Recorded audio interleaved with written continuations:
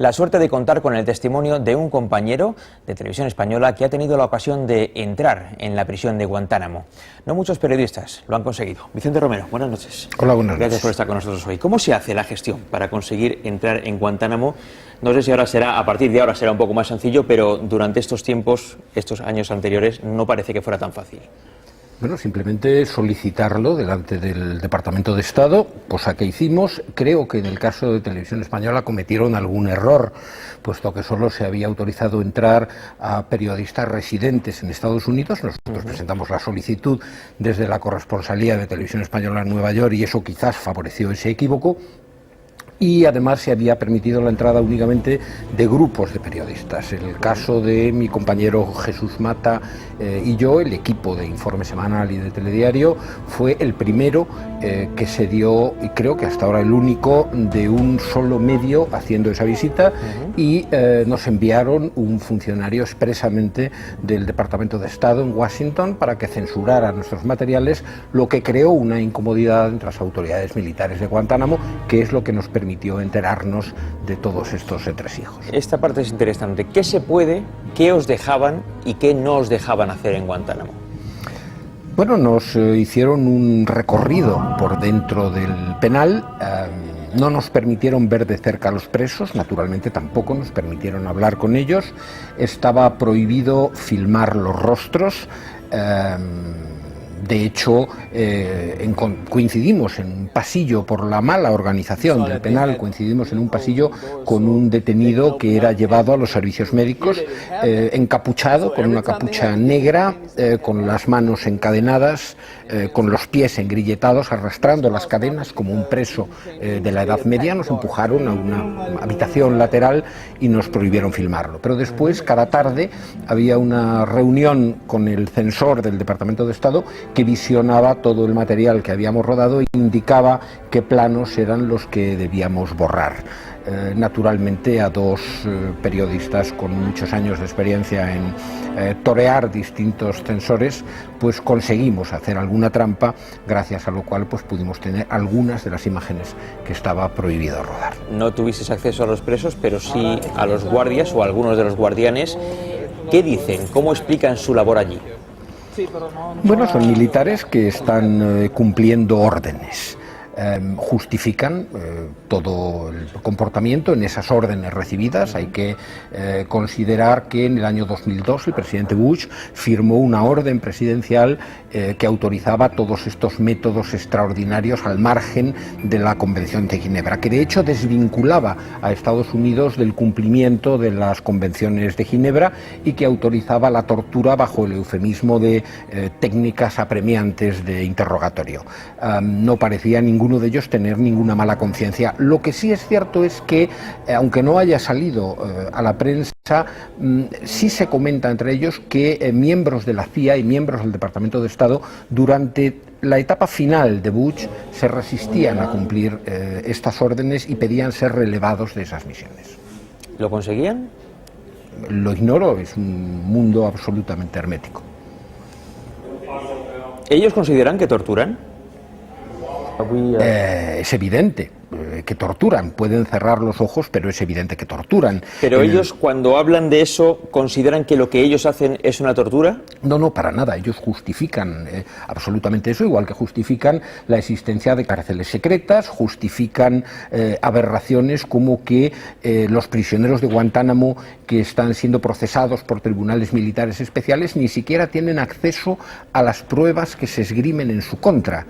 Sus familiares ni siquiera están informados de que esos prisioneros están allí, por eso está prohibido filmar sus caras para que no puedan ser identificados. Ahora sabemos que se ha dado la orden de cerrar Guantánamo, pero ni siquiera nos han dicho cuántos presos exactamente quedan en Guantánamo. Se habla de 245, de 248, no conocemos los nombres exactamente, ni tampoco se ha dicho que vayan a cambiar las condiciones terribles en que están encarcelados, que vayan a cambiar los grilletes que llevan puestos, que vayan a cambiar las condiciones de aislamiento. De las condiciones no se ha dicho nada. Se ha hablado del plazo que se ha dado el nuevo presidente para cerrar Guantánamo, el plazo de 1 año, pero efectivamente de las condiciones no se ha hablado. Lo lógico sería que si se trata de acabar con ese horror, empezaran inmediatamente a cambiarse esas condiciones inhumanas de encarcelamiento que mantienen a los prisioneros aislados 23 horas diarias, obligados a comer dentro de sus celdas, con las luces encendidas,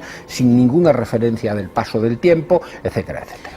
Vamos a escuchar algo que alguien dentro de esa prisión te dijo y grabaste en tu cámara para este reportaje. Vamos a escucharlo. Se ha hablado sobre Vietnam. Allí tuvimos prisioneros de guerra durante 9 años. 9 años sin juicio, sometidos a torturas, porque está confirmado que fueron torturados, cosa que no está ocurriendo aquí. Y eso fue aceptado por la comunidad internacional, ¿sabe? A esta gente de Guantánamo le estamos dando un trato adecuado, que por cierto no son considerados como prisioneros de guerra. No hay nada de lo que estar avergonzados. Cumplimos la Convención de Ginebra, incluso mejor que la propia Convención de Ginebra. Este es uno de los responsables de la prisión de Guantánamo. Justifican y dicen que ellos cumplen, que van más allá incluso de la Convención de Ginebra. ¿Tú qué viste allí? ¿Qué va a decir el responsable principal del penal entonces? Bastante hizo con admitir delante de la cámara de Jesús Mata que la inmensa mayoría de los prisioneros no habían sido capturados por las Fuerzas Armadas norteamericanas, sino por los señores de la guerra afganos, y que los Estados Unidos habían pagado $5.000 por cada cabeza que se les entregaba. Es decir, han aceptado pagar, como en las películas del oeste, una recompensa por un prisionero para después averiguar quién era, lo que ha hecho que se produzcan numerosísimos errores.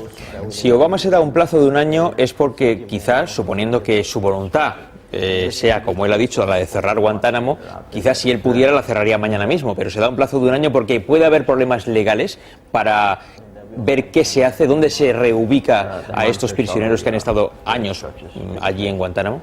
Bueno, no cabe duda de que el anuncio de Obama, el doble anuncio, el de que se va a terminar con la tortura autorizada por Bush y el de que se va a cerrar Guantánamo, aunque sea en el plazo de 1 año, es una noticia esperanzadora, es una buena noticia. Pero yo creo que hay que ser muy prudentes en esto. Lo primero que está tratando Obama de resolver en este caso es la mala imagen de los Estados Unidos en todo el mundo. La imagen de esos Estados Unidos que han retrocedido en la aplicación de derechos humanos de una manera tremenda, ¿no? Se hace ese anuncio. Si no hay ningún cargo contra la mayor parte de los prisioneros de Guantánamo, lo que se debería hacer es no solamente liberarlos, sino indemnizarlos. Ahora, de lo que se trata es de que el sistema y los ejecutores del sistema no tengan que cargar con ninguna responsabilidad legal por todas las barbaridades que se han cometido. Y se trata de alejar a los presos lo más posible de Estados Unidos. Hay muchos que no pueden ser enviados a sus países de origen porque corren el riesgo de ser torturados o de desaparecer en esos países de origen. En ese sentido, se trata de colocárselos a países amigos y precisamente el lunes en Bruselas, ayuda a Europa, exactamente, en Bruselas el lunes habrá que discutir de qué manera los países europeos aceptan o no el hacerse cargo de algunos prisioneros de Guantánamo. La primera impresión es que los europeos estamos bastante reticentes, no porque no se quiera ayudar a resolver el problema, sino porque se entiende con razón que la primera responsabilidad sobre todo ello es de los Estados Unidos. Solana dijo el otro día, este es un problema de Estados Unidos. Claro, si puede haber uno de esos prisioneros en Extremadura o en Galicia, ¿por qué no lo puede haber en Nebraska o en Texas? Y que se hagan cargo de sus responsabilidades. Pero indudablemente Europa acabará ayudando a resolver. Sin embargo, va a haber polémica y lo va a haber en Estados Unidos y ya se ha iniciado. Te leo lo que ha dicho en declaraciones a la CNN John McCain, perdedor de las elecciones, pero senador del Partido Republicano. Ha dicho, con el debido respeto al presidente, lo fácil es decir que se cierra Guantánamo. A continuación tendría que haber dicho dónde van a acabar los detenidos, porque es muy probable que esto se convierta en un problema para los estadounidenses que no quieren tener a los terroristas en su patio trasero. Claro, hay otro problema además de saber qué hacer con los presos de Guantánamo. Hay un informe de una comisión del Senado norteamericano aprobado en diciembre en el que se habla de las prácticas aberrantes autorizadas desde el vicepresidente de Estados Unidos con Bush, Dick Cheney, hasta su ministro de Justicia o su ministro de Defensa. Hay 20 y tantos casos de homicidios probados que han documentado organizaciones de derechos humanos norteamericanas como Human Rights First, por ejemplo. Habría que aclarar qué ha sido de las famosas cárceles secretas, de los prisioneros que han desaparecido en las cárceles secretas, de los casos de torturas que ha habido, de los que tenemos hasta imágenes de Abu Ghraib, por ejemplo. Va a haber unas responsabilidades legales desde la cúpula del Estado hasta la parte de los ejecutores a pie de celda.